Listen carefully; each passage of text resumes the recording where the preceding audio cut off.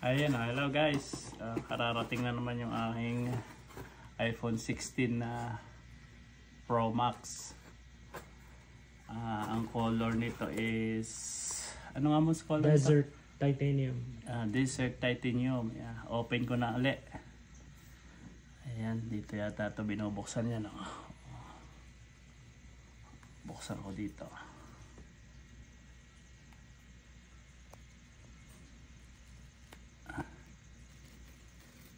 Ayan o. Saka meron pa dito. Isa nakalak pa o. Ayan. Ayan. Alisan natin ang lock ha. Hugutin na natin dito. Dito ba to? Yeah. Ayan. Dito ano Mons? Ayan o. Yun. iPhone 16 Pro Max. Ayan. Ayan. Yan pala yun o. Parehas din ng iPhone 15 pero ayan o. Ang kulay nito ay anong kulay nga nito Mons? Titanium. Ayan. Titanium. Ayan o.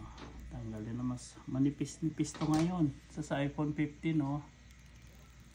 Ayun o. Ito yung kanyang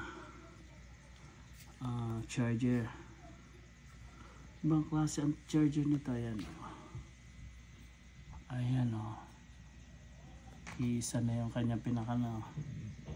Tapos ito.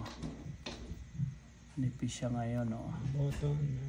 Ito yung pinaka-speaker niya. Tapos No, man. ito yung bot. This is for the camera. Ayan, the camera niya, yung adjustment niya ng camera.